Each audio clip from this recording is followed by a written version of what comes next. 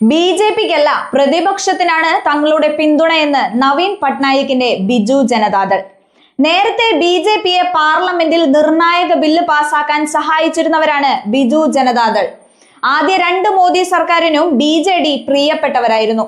ഔദ്യോഗികമായി സഖ്യമുണ്ടായിരുന്നെങ്കിലും മോദി സർക്കാരിനെ നിർണായക ഘട്ടങ്ങളിൽ രാജ്യസഭയിൽ സഹായിച്ചിട്ടുണ്ട് ബിജു ജനതാദൾ. എന്നാൽ ഒഡീഷയിൽ ലോക്സഭാ തെരഞ്ഞെടുപ്പിലും നിയമസഭാ തെരഞ്ഞെടുപ്പിലും ഒരുപോലെ തിരിച്ചടിയേറ്റതോടെ നിലപാട് മാറ്റിയിരിക്കുകയാണ് പട്നായിക്. ബി.ജെ.പിക്ക് ഇനി പിന്തുണയില്ലെന്നും പ്രതിപക്ഷത്തിനോടൊപ്പം ഉറച്ചു നിൽക്കുമെന്നും പട്നായിക് വ്യക്തമാക്കി.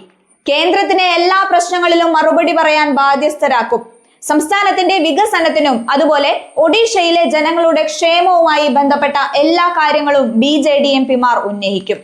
ഒഡീഷയ്ക്ക് അർഹതപ്പെട്ടതെന്ന് കരുതി ആവശ്യപ്പെട്ട പലതും ലഭിച്ചിട്ടില്ലെന്നും പട്നായിക് വ്യക്തമാക്കി. ഇന്ന് ഭുവനേശ്വർ നവീൻ പട്നായിക്കും പാർട്ടിയുടെ 9 രാജ്യസഭാ എംപിമാരും തമ്മിൽ കൂടിക്കാഴ്ച നടന്നിരുന്നു. പ്രധാനമായും പാർട്ടിയുടെ മുന്നോട്ട് പോക്ക് എന്തായിരിക്കുമെന്ന കാര്യങ്ങളാണ് ചർച്ചയായത്. പാർലമെന്റിൽ ഒഡീഷയിലെ 4.5 കോടി ജനങ്ങളുടെ ശബ്ദമായി മാറുമെന്ന് എംപിമാർ വ്യക്തമാക്കി. അതേസമയം ബി.ജെ.ഡിയുടെ തീരുമാനങ്ങൾക്ക് ഏറെ പ്രത്യേകതകളുണ്ട്. ലോക്സഭാ തെരഞ്ഞെടുപ്പിന് മുൻപ് മാർച്ച് മാസത്തിൽ ബി.ജെ.പിയുമായി സഖ്യമുണ്ടാക്കാൻ നോക്കി പരാജയപ്പെട്ടിരുന്നു നവീൻ പട്നായിക്. എന്നാൽ സംസ്ഥാനത്തെ അനുകൂല സാഹചര്യം മനസ്സിലാക്കിയ ബി.ജെ.പി സംസ്ഥാന നേതൃത്വം സഖ്യത്തെ എതിർക്കുകയായിരുന്നു. ഇതോടെ ദേശീയ നേതൃത്വം സഖ്യം വേണ്ടെന്ന് തീരുമാനിക്കുകയായിരുന്നു. സഖ്യം വന്നിരുന്നെങ്കിൽ 15 വർഷത്തിന് ശേഷം ഇരുവരും ഒന്നിക്കുമായിരുന്നു. റെയിൽവേ മന്ത്രി അശ്വിനി വൈഷ്ണവിനെ രാജ്യസഭയിലെത്തിക്കുന്നതിൽ ബി.ജെ.ഡിയുടെ അടക്കം നിലപാടുകൾ മുൻപ് നിർണായകമായിരുന്നു.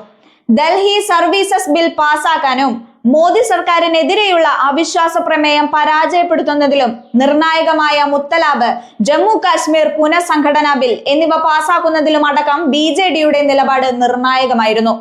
അതേസമയം ഒഡീഷയ്ക്ക് പ്രത്യേക പദവി വേണമെന്ന് ബിജു ജനതാദൾ ആവശ്യപ്പെട്ടിട്ടുണ്ട്. ദരിദ്രർക്ക് വീടും വിദ്യാഭ്യാസവും ഉറപ്പാക്കണമെന്നും പാർട്ടി ആവശ്യപ്പെട്ടിട്ടുണ്ട്. എയിംസ് പോലുള്ള ആശുപത്രികളും മികച്ച ദേശീയ പാതകളും ഒഡീഷയ്ക്ക് ആവശ്യമാണ്.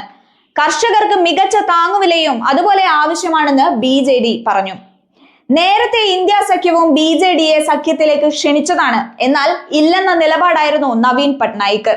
ബി.ജെ.പിയുമായുള്ള സഖ്യത്തിനായിരുന്നു പട്നായിക് പ്രാധാന്യം നൽകിയത്. എന്നാൽ തോറ്റതോടെ പട്നായിക് ദുർബലനായിരിക്കുകയാണ്. ഒഡീഷയിൽ ആദ്യമായിട്ടാണ് ഇത്ര വലിയ തോൽവി ബി.ജെ.ഡി നേരിടുന്നത്.